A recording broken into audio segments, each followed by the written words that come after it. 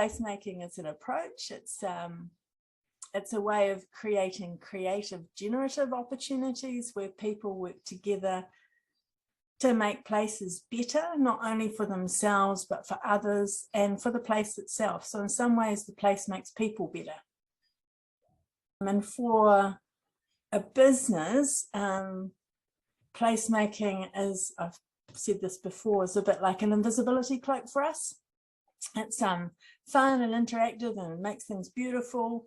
It's about projects, so they have a beginning and an end, brings people together in good ways, and they might come from quite different motivations, but for a common purpose.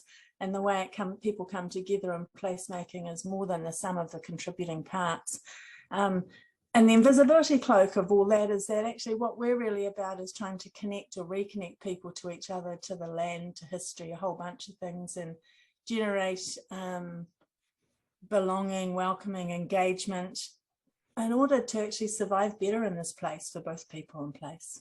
It's actually that big and that abstract, can be many things. I've understood placemaking to be making places that are good for people, and Eke Panuku literally makes place. We are literally building public spaces and more than public spaces. So there's an absolute physicality about how all of us make the places that we want to live in a way that is everything Denise Bijoux just said.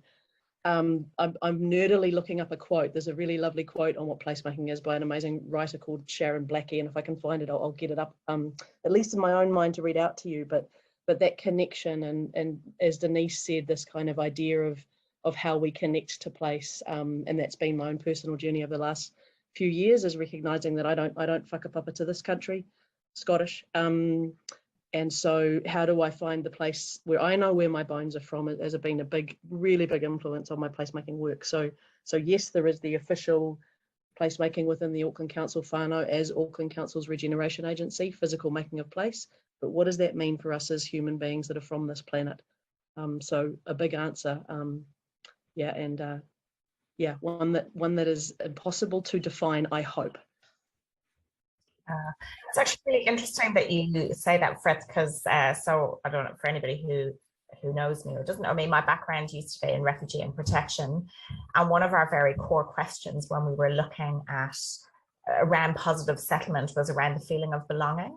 And I think that particularly when, like for migrants or for former refugees, when you move to a different place, your heart can go to two places. Like, I very much feel like a Kiwi now. I'm very much in West Auckland. I very much want to benefit my community in whatever way I can. So I think those feelings of belonging are incredibly important.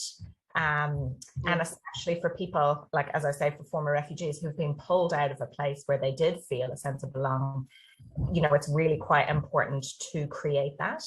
And then also to recognize people who are here and always have been here and have a legacy, is, what are their feelings towards the whenua of the land? So what is placemaking is really a really interesting question, because most of my life I've been participating in placemaking, but wouldn't necessarily call it placemaking. And when I think of Indigenous peoples, so Māori specifically, and how placemaking is more than just tangata, more than just the people, and how it relates to taiao, the environment, and whenua of the land, and how these things all need to be considered when trying to enable the creation or the activation of a space.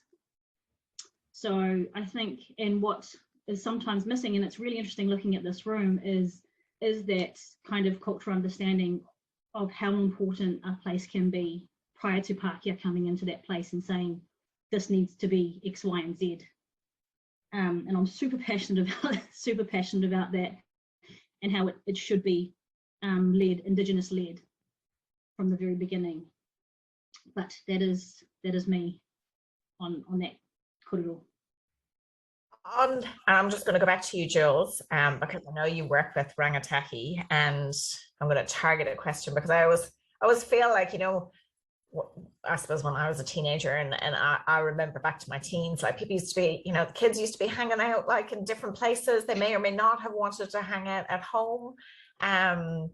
So what is placemaking for rangatahi, given that that is your area of speciality, and how do they wouldn't use placemaking as a term? Young people, rangatahi, taiōhi, young people, whichever word you want to use, are very good at creating place.